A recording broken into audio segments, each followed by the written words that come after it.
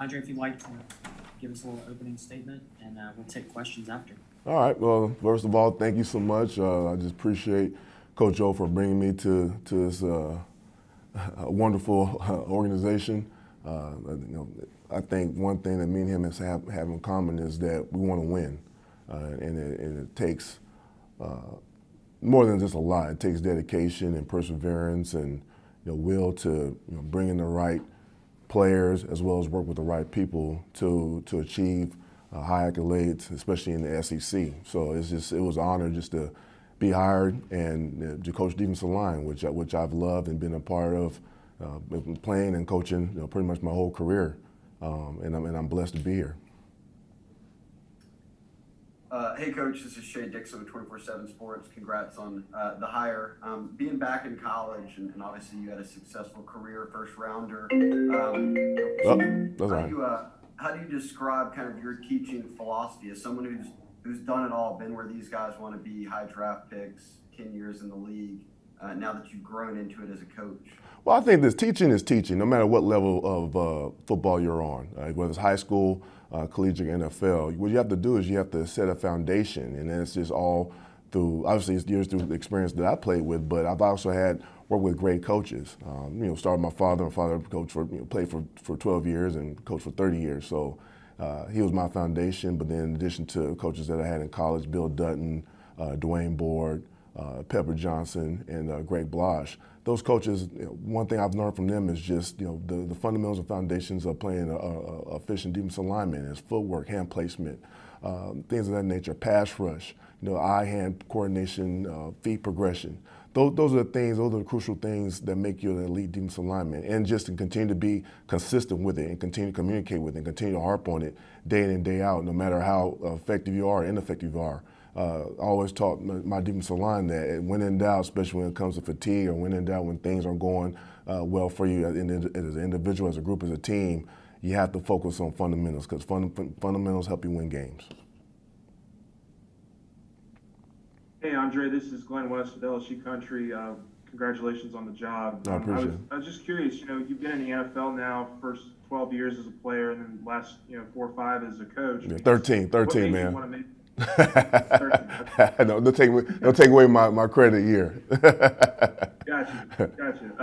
Just what made you want to make the switch back down to college ball? Was it just the relationship with Coach O? Just what made you want to come back down to college and further your resume? Well, I never looked at it as coming down to college. I think in general, coaching is coaching. For me, and I told Coach O this. Obviously, I had interviewed for some positions in the NFL level, but it just didn't work out. Following the Jets. So on the collegiate level, I had looked into it, and LSU was there, and I just looked at it as an opportunity. And it's an elite program. And I was very fortunate to coach players. Devon Gotcho, shout out to Gotcho, he's very happy for me, LSU alumni. But for me, it was just coaching itself is an opportunity. And for me, I just wanted to continue my journey to develop and learn football. And I'm working with some great coaches. And I'm happy to reconnect with Durante Jones, who I worked with the Miami Dolphins. And I think that's in general, whether you're a former player or a player in general or a coach, you want growth. All right? You want to aim for something more higher. So it's in a sense it's more laterally, but it's just more of an improvement as far as developing my game, and it's an honor. Hey, Coach, Glenn Gilwell, USA Today, Louisiana. How did you tell Coach O no when he was recruiting you to go to USC and you went to Cal? How did that go down? That's a dad question. You have to ask Reuben Carter. You have to ask my dad that. My dad said you ain't going to USC, so I was like, all right, man, you called it.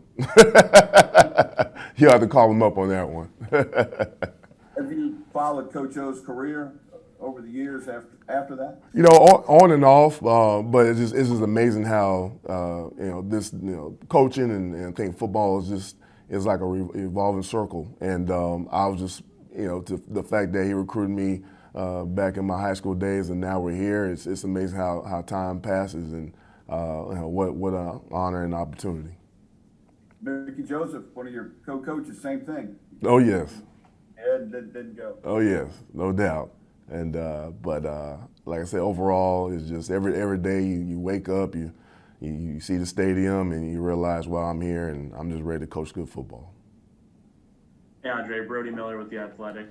Obviously, Ed Orgeron said that he's going to be more involved with the defense this year, and obviously he's a D-line guy. I guess just how does that dynamic kind of work in your opinion? Obviously it's your group, but also his to some extent. Well, I think in general, I've always been a team player, and me and Coach O have taught this, and we both have a passion for defensive line. If anything, I'm learning from him. I mean, here's a man that's been in the game for such a long period of time, and hopefully I'm blessed enough to coach for as long as he has. So it's about understanding our roles and understanding the foundations. But one thing that we do have in common is that we want to win, and we're very hard on our players. We critique our players, and one thing we love watching film. And so it's a great connection to have such a guy that's so heavily involved in the defense, because he takes pride in it. And what coach that's played it and now coached it does not want to work with a guy like that. That's something that you enjoy because he brings energy, and you want to continue to work hard for him and help be successful. We'll do one more question for Andre Brooks. Hey, Andre, Brooks Gabina from The Advocate. Welcome, Baton Rouge. I appreciate it. The entire starting defensive line came back, and Ed Orgeron's talked about the talent that's there. What do you see in that? And your kind of philosophies through learning and playing as an NFL player. What do you think this group can do? Well, it's great that you see the returning, especially I'm still getting my terminology, just returning seniors coming back for another year. I think one, it shows that they're dedicated to the program, but also two, they want to finish on a winning note. Obviously, last season's last season, but they didn't have the success they had prior to the year before. So they want to come back and make a statement as a group. And but also, I also am aware that coming back is also it's a big year for them as individuals. But I've always the men that I spoke to, I just say at the end of the day, you just trust yourself, you trust your technique, and trust the man next to you, and we'll play good football. And that's what's important. And you make a statement as far as creating a defensive line tradition. That's just something that I and my not only myself but Coach O believe in.